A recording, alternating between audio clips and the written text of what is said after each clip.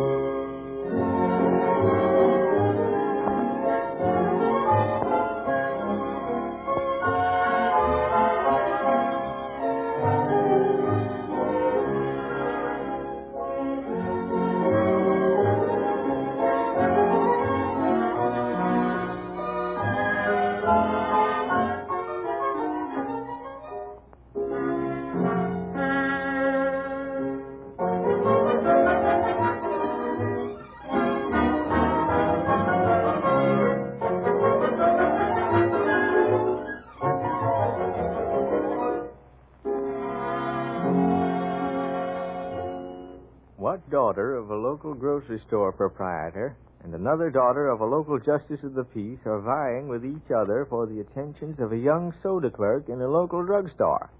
Amos Day, the old scallywag. A fine editor he is. He knows very well that everybody in Cedarton will know that he's talking about Ella Mary Bliss and Faith Windsor and Chick Harper. What did you say, Grant? Uh-huh. Oh, nothing, honey. Just reading the Post-Bugle. Well, I have something I'd like you to read, Grant. Oh, yes? What? It's this letter from Grant Jr.'s wife. Listen, Lou, you've known Nell for 7 years. Why do you always refer to her as Grant Jr.'s wife? Oh, I don't know.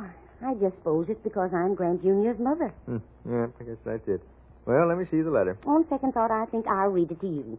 You always have so much trouble trying to make out her writing. All right, honey, go ahead. Dear Mother Adams, we received the pickled watermelon and the blackberry preserves in fine shape.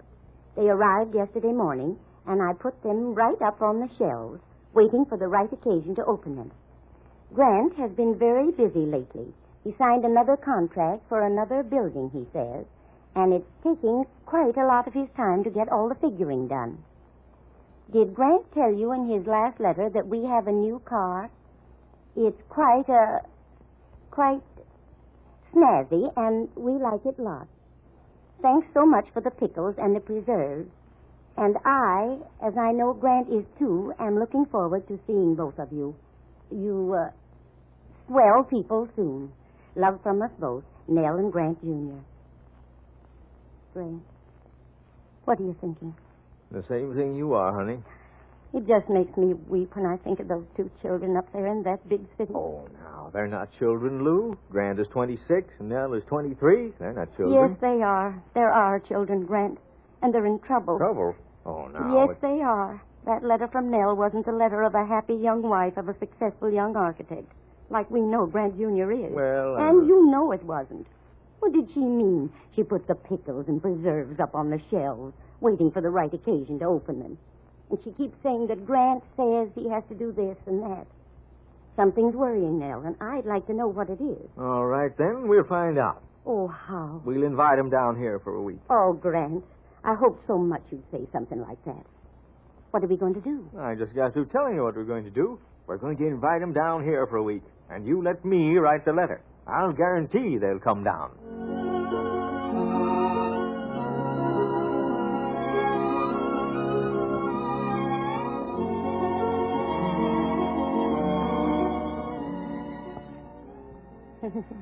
Aren't you sort of nervous, Grant?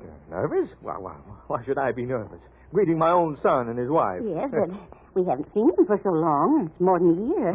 Never you mind. I'm not nervous. Then what are you tearing up tonight's copy of the Post-Bugle for? Why, who, me? Oh, well, I don't know. It didn't seem to be anything important in it. Just thought I'd cut... There they are. Well, maybe you better go to the door and let them in, Grant, while I get this apron off. I'll just bet you left that apron on purpose. Oh, all right. I'll go let him in. Take them into the parlor, and I'll put the kettle on for tea. All right, Lou. Hello, Hello, Daddy Adams. Oh, my, it's good to see you again. Well, Grant and Nell, come on in. Hey, Mother and I have been expecting you for hours. Oh, not for hours, Dad. You know how long it takes to come down from the city on that old milk train. Well, come on in anyway. My, it's good to see you both. It's Junior, take Nell's things. All right. You know where to put them. And your mother's out in the kitchen, meddling with the kettle or something. Yeah, I'll take care of Nell while you're gone. All right, Dad. I'll go in and yell a hello at Mother. Well. My, it's good to see you two youngsters again, Nell. Is it? Oh, it's awfully swell seeing you again, too, Daddy Adams. Come on here. Sit down. Mother'll be in pretty soon. Thanks. Well, how are things going with you both? Oh, just fine. Grant's doing so well, and I'm so proud of him. You know, he won the national prize for the best design for a college football stadium this year. Yes, I remember. You wrote Mrs. Adams something about it. Well, did it mean much for Grant? Oh, I should say. Why, it was the very thing he'd been hoping for all year. Winning one of the national architectural prizes. Of course, he decided he'd design a stadium because he used to play football at state. And Grant says it was a new idea he had on draining a football field that won the prize for him. Well, that's certainly fine. Oh, here they come. Mother and son. Bearing tea and biscuits. They're not biscuits, Junior. They're hermits. Hello, Mother Adams. Oh, I'm awfully glad to see you Good again. evening, Nell. I'm very glad that you and Junior could come down to visit us. Thank you. And now, sit down, all of you. This tea won't stay hot forever. And hermits. Gee, Mother, I haven't seen anything like this since a year ago last Christmas. Yes. Your father and I were terribly sorry you two couldn't get down last Christmas. Do you take lemon? And just one lump of sugar as you used to, Yes, Nell? that's right, Mother. And you take cream, One don't lump. you? Yes, How about Mother. you, Dad? Well, I know.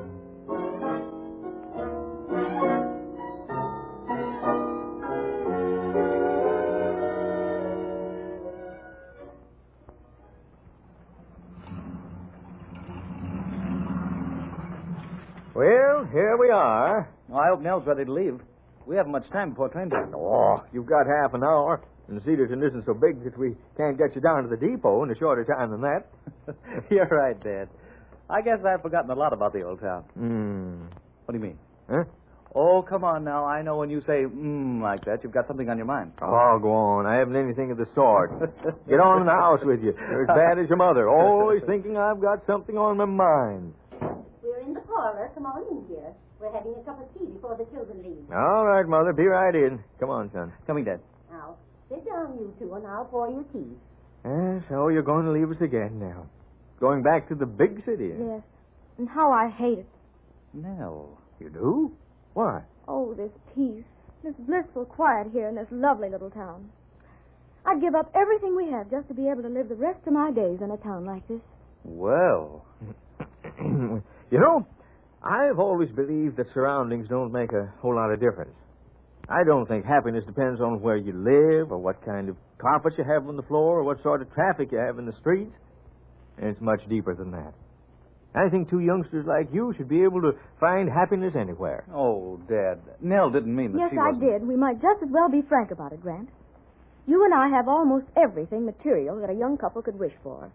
A lovely home, a nice car, and hosts of friends, but there's something missing. Something very real, something, well, intangible. I don't know what it is. But the absence of it is pulling us apart, Grant, and you know it as well as I do. Nell, why, this I'm is... sorry, Mother Adams. I shouldn't have talked like that in front of you and Daddy Adams. Nonsense. Of course you should. Gosh to Friday, if a son and daughter can't open up and blow off to their own mother and father, who could they? Say, listen, you two kids, you haven't been scrapping, have you? Dad, of course not. Yes, we have, and you know that too, Grant. We might just as well admit it. We've been having little disagreements lately over nothing. They've been getting more frequent all the time, and I just can't stand it. Say, you know, your mother and I went through a time like this once. Yep. Just like you two youngsters are experiencing now. Grant. Oh, I know you don't want me to talk about it, Lou. But if Grant Jr. and Nell can be helped by the telling of it, by gosh, I'm going to tell it. Oh, I see. Go on, Daddy Adams. What were you saying? Well, I was saying that when that little lady over there and I were first married, we used to fight like cats and dogs. You did? Dad. Yep. It started off with just a little bicker now and then before I'd leave in the morning for the hospital. We were married while I was still an intern, you know, and your mother was a nurse. She had to resign because they couldn't have a married couple working in the same hospital. And they didn't find it out for a couple of months, though. Well, then it got worse and worse. First, just little unimportant spats. Then, well, it got so that I just couldn't bear to go home nights. Always dreaded facing another session of scrapping. Oh, we never actually did bodily harm to each other, but we came mighty close to it now and then. Gee, I can't believe it. It's true. Yep. Thought for a few months there that we'd made a mistake. Your mother was almost ready to give up and go back to the hospital. And I was almost ready to leave town and go somewhere else to start in practice. Grant, don't you think That I've told enough? Well, maybe I have, honey. Maybe I have. But anyway, there it was. We were drifting farther and farther apart all the time. Until something came along that changed everything. What was that, Dad? You. Huh? Yep, that's right. Nell, when Grant Jr. was born, we were so busy taking care of the little shaver that we didn't have time to worry about our own imagined troubles. Say, when I got through walking the floor with your son, I didn't have enough gumption in the morning to do anything but smile weakly and sort of acquiesce to anything your mother wanted. Isn't that true, honey? Yes, certainly is. Well, I don't think we've had a disagreeable word since, and that was 26 years ago.